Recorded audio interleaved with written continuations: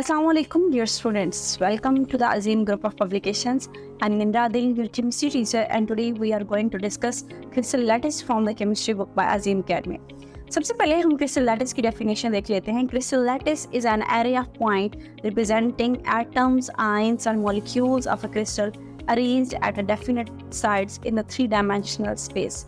यानी हमारे पास एक ऐसा एरिया है जहां हम एटम आयंस या मॉलिक्यूल को पॉइंट्स से डिनोट करते हैं और मुख्तलिफ लोकेशंस पे एटम आयंस और मॉलिक्यूल्स मौजूद होते हैं. ये स्पेसिफिक लोकेशंस जहां एटम आयंस या मॉलिक्यूल्स मौजूद हैं और वो मिलकर एक क्रिस्टल बना रहे हैं, इस साइट को हम कहते हैं या ऐसे एरिया को हम कहते हैं क्रिस्टल लैटिस. अगर हम इसको मज़ीद देखें तो क्रिस्टल लैटिस जो है या जो भी कोई क्रिस्टल होता है वो मुख्तलिफ तरह के एटम से मिलकर बनता है. अगर मैं NaCl की बात करूँ तो NaCl का क्रिस्टल एक सोडियम एक क्लोरीन एटम के ढेर सारे सोडियम जब ढेर सारे क्लोरीन एटम के साथ मिलते हैं तो फिर हमारे पास NaCl का क्रिस्टल बनता है. तो हम कह सकते हैं कि जो क्रिस्टल्स है that is made up of the different kinds of atom और a lot of number of the atom ions and molecules combines together to form that crystals. अब ये एटम आयंस और मॉलिक्यूल्स रैंडमली जहाँ जिसका दिल करे वहाँ जाके नहीं जुड़ते.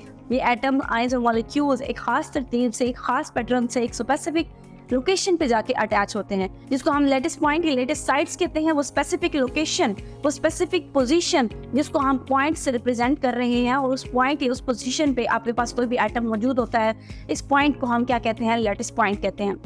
हमारे पास आयंस जितने भी होंगे, जितने भी एटम्स होंगे वो एक खास तरीके से अरेंज होंगे और हमारे पास एक क्रिस्टल्स की शेप देते हैं. तो यूनिट सेल बेसिकली क्या है? Smallest part of the crystal lattice having all the characteristic feature of the entire crystal and is called unit cell. Unit cell basically क्या है? अगर आप ढेर सारी शुगर ले लें, उस शुगर में से एक पीस अगर उठा लें और उस एक शुगर के पीस का आप स्ट्रक्चर देखें, आप कहते हैं कि इसकी एक स्पेसिफिक लोकेशन है. इसी तरह के ढेर सारे अगर मैं जोड़ दूँ तो ढेर सारे चीनी के मॉलिक्यूल बन सकते हैं. अब हमारे पास क्या है? It means that a unit cell of the crystal lattice is the smallest block of the geometrical figure. इसका मतलब ये कि ओवरऑल क्रिस्टल बनाने के लिए यूनिट सेल्स ढेर सारे कंबाइन होकर वो क्रिस्टल बना रहे हैं. तो मैं यूनिट सेल को कह सकती हूँ कि ये बिल्डिंग ब्लॉक का काम कर रहा है और इस तरह के जब ढेर सारे मिलेंगे तो एक क्रिस्टल लैटिस बन जाएगा. और ये जो ब्लॉक्स हैं ये 3 डायमेंशनल स्पेस में अरेंज होते हैं. और अगर इसी में से अगर हम इनकी डायमेंशंस की बात करें, 3 तरह की लेंथ्स हैं जिनमें से पहली लेंथ को हम A से, जबकि दूसरी लेंथ को हम B से, जबकि तीसरी लेंथ को हम C से डिनोट करते हैं.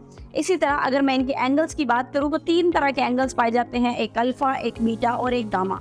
अगर मैं सबसे पहले आपके सामने एक डायग्राम शो हो रही है, इस वक्त अगर आप B और C के दरमियान देखें तो इस वक्त B और C के दरमियान जो एंगल है that is known as alpha.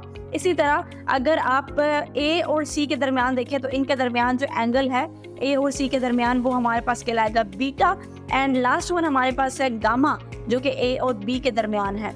इस तरह से हमें इस डायग्राम से ये पता चल गया कि कौन सा एंगल किस किस के दरमियान है. इस वक्त आपके सामने एक क्यूब का स्ट्रक्चर शो हो रहा है. इसमें A जो है वो एक लेंथ शो कर रहा है, B इसको वर्टिकली यहाँ पे शो किया गया है, ये हमारे पास दूसरी लेंथ है, जबकि तीसरी जो लेंथ है वो हमारे पास C है. तो 3 तरह के एंगल्स अल्फा बीटा गामा, 3 तरह के लेंथ्स A B C.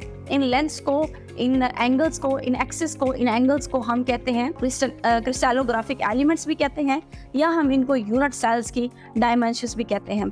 इसी तरह अगर मैं नमक की बात करूं तो नमक जिसको NaCl कहते हैं, अगर आप उसका स्ट्रक्चर देखें तो उसका स्ट्रक्चर एक क्यूब की तरह होता है. तो अगर आपने नमक के स्ट्रक्चर्स को समझना है तो ढेर सारी क्यूब्स, यानी कि उनमें से एक क्यूब जो है वो यूनिट सेल का काम करेगी और ढेर सारी क्यूब्स आपस में ज्वाइन करके आपके पास एक स्ट्रक्चर देती हैं जिसको हम कहते हैं कि NaCl का ये हमारे पास एक क्रिस्टल है. तो बेसिकली क्रिस्टल्स में हम सिर्फ एक इंडिपेंडेंट मॉलिक्यूल्स की बात नहीं करते बल्कि हम उनमें से इकट्ठे कलेक्टिवली ढेर सारे जो यूनिट सेल्स हैं वो कंबाइन करके हमारे पास उसका स्ट्रक्चर दे सकते हैं. आज के लिए इतना ही. अल्लाह हाफिज़.